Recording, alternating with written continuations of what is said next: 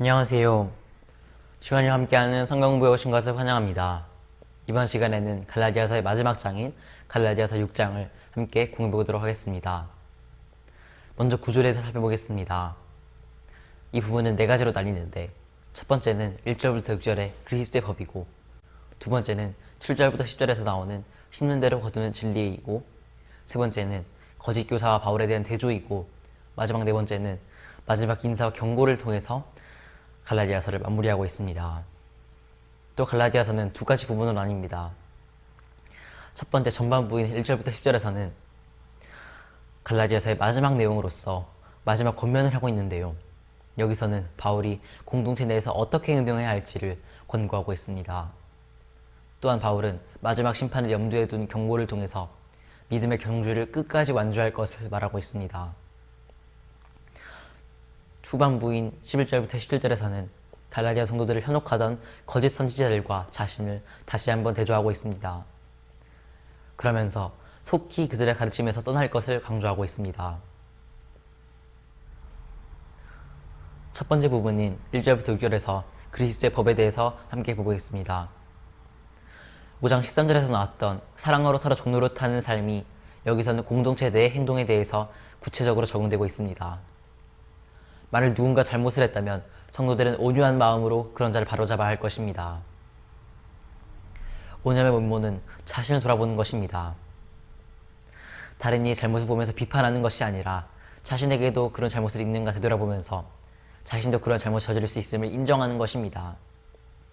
그렇기 때문에 2절에서 바울은 서로 짐을 지라 라고 권면하고 있는 것이고, 더욱 일반적인 형태로서의 사랑을 바로 서로 섬기는 삶이다 라고 해답을 제시하고 있습니다. 즉, 사랑으로 서로 종노릇하는 삶과 서로 짐을 지는 삶은 같은 것이고, 사랑으로 종노릇하는 것이 곧 그리스도의 법을 성취하는 것입니다. 이어서 바울은 3절부터 5절에서 자기 기만에 대해서 경고하고 있습니다.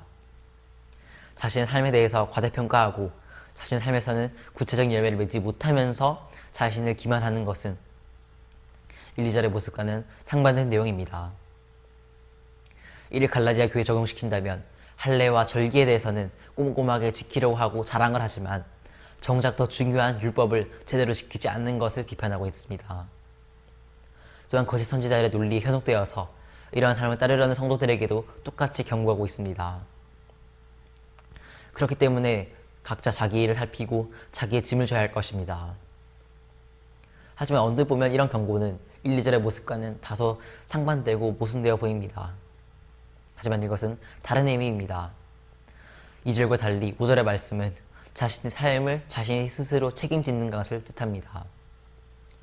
일상 속에서 우리는 1절부터 2절처럼 서로 어려움을 함께 나누면서 살아야 하겠지만 자신의 삶에 대한 것은 자신이 스스로 책임져야 할 것입니다. 실제 삶에서의 구체적인 순종을 보여주지 못한 채 3절처럼 자신 스스로를 과대평가하는 것은 옳지 않습니다. 그래서 바울은 갈라디아서 전체에서 육체를 따르지 말고 성령을 따르는 삶을 살아라 라고 권면했던 것입니다. 그리고 6절에서는 가르치는 자와 배우는 자 사이에서 허물이 없는 사랑의 관계를 강조하고 있습니다. 단순히 가르치고 배우는 것을 넘어서서 그리스도의 삶 전체에서 모든 것을 함께 알아 라는 것입니다. 두 번째로 심는 대로 거두는 진리에 대해서 보겠습니다. 이 단락에서 바울은 비유를 사용하고 있는데 여기서 우리는 바울의 생각을 확인할 수가 있습니다. 하나님은 사람의 행위에 따라 심판하심으로 심는 대로 거둔다 라고 말하고 있는 것은 성령과 육체의 대조와 다를 것이 없습니다. 비유에 나오는 것처럼 성령은 성령대로, 육체는 육체대로 거둘 것이기 때문입니다. 바울은 농사의 비유를 통해서 심는 것과 거두는 것 사이의 필연성에 대해서 설명하고 있습니다. 우리나라 속담 중에서 콩 심은 데 콩 나고 팥 심은 데 팥 난다 라는 말처럼 하나님이 정하신 필연성은 절대로 무시해서는 안 될 것입니다. 이 비유에서처럼 바울의 설명은 매우 선명하게 드러납니다. 현재의 삶이 농사라면 육체와 성령의 씨를 뿌릴 수가 있는 밭과 같습니다. 우리는 육체 또는 성령이라는 밭 사이에 씨를 뿌릴 수 있습니다. 하지만 중요한 것은 그 선택에는 항상 상응하는 결과가 뒤따른다는 것입니다.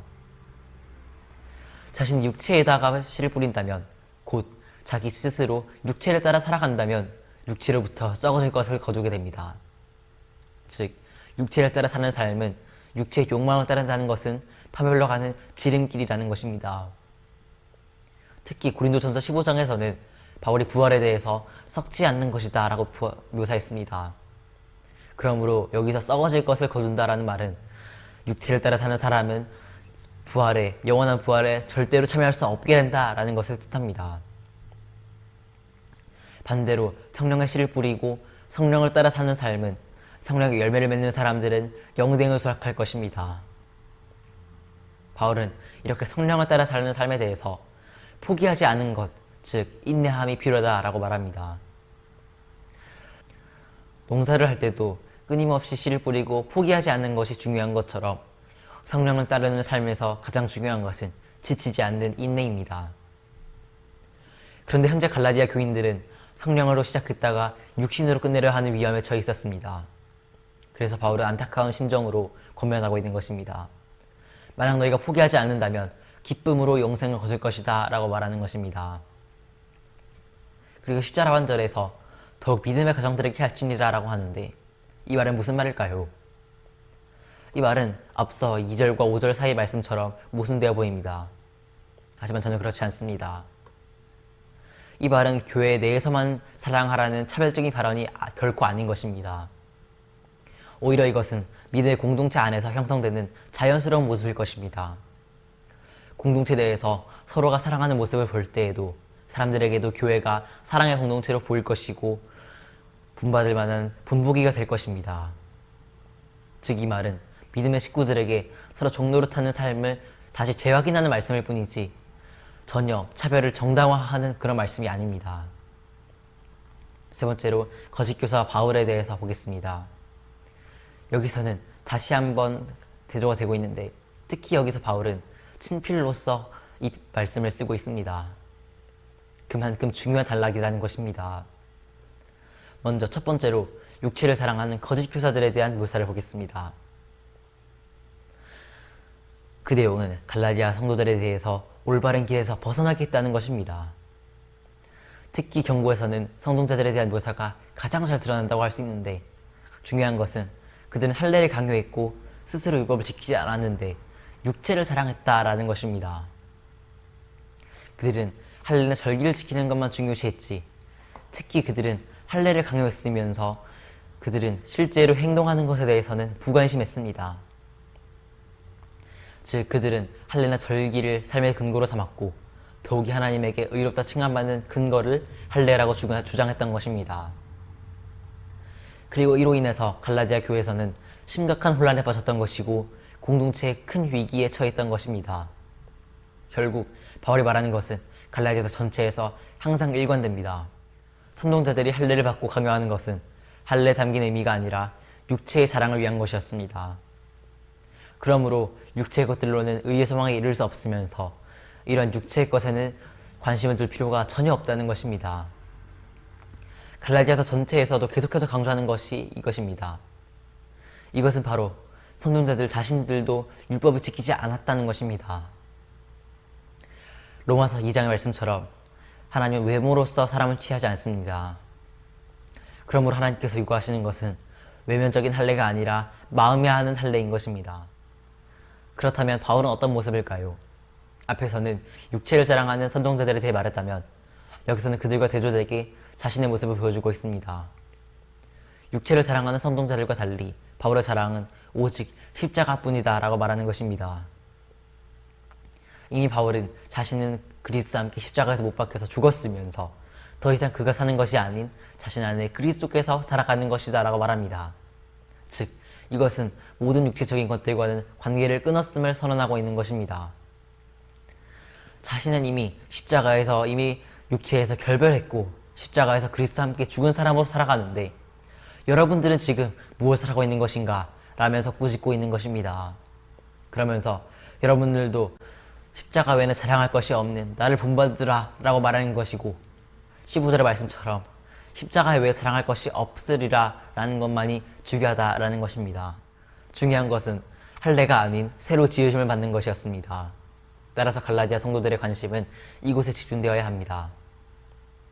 할례와 같은 무의미한 육체의 논쟁거리를 벗어나서 새로 짐을 받은 자로서 살아가는 것이 중요합니다. 즉, 성령의 이끌림을 받으면서 열매를 맺는 삶입니다. 마지막 네 번째로 편지의 마지막 부분에 대해서 보겠습니다. 이곳에서는 특이한 점이 드러나는데 바로 평강과 긍휼의 대상이 이 규례를 행하는 자에게와 하나님의 이스라엘에게로 한정되어 있다는 것입니다. 이 규례를 행하는 자라고 한다면 바로 앞에서 나온 성령을 따라 열매를 맺는 자를 뜻하고, 하나님의 이스라엘은 하나님의 백성, 즉 새로 지으심을 받는 자를 뜻할 것입니다. 17절에서 이후로는 누구든지 나를 괴롭게 하지 말라라는 말이 바울의 심정을 잘 드러내고 있습니다. 하반절처럼 예수 그리스도의 흔적을 자신을 지니고 있는데 그리스도의 흔적을 여러분들도 지니고 있으십시오 라고 말하고 있습니다. 지금까지 우리는 거의 6개월 동안 갈라디아서를 배웠습니다. 어려움도 있었지만 잘 마무리할 수 있게 하신 하나님께 영광을 돌리며 응원해주신 분들에게도 감사드립니다. 서신을 받는 갈라디아 성도들은 매우 위험한 상황에 처해 있었습니다. 거짓 선동자들의 선동에 휩쓸려서 할례반을 강조하게 되었고 할례를 강요받게 되었고 그들은 믿음에서 떨어지게 되었습니다. 그런 면에서 갈라디아서는 2000년이 지난 현재에도 우리에게 보내는 하나님의 편지가 되고 있습니다. 혼란스러운 세상 속에서 끝까지 유혹을 이기며 십자가를 거쳐가는 생명의 길을 밟으라 라는 강력한 호소가 되는 것입니다. 갈라디아서를 통해서 예수 그리스도의 사랑과 열정이 우리의 가슴 속에서 불타오르면서 함께 십자가의 길을 걸어갈 수 있기를 바랍니다. 감사합니다.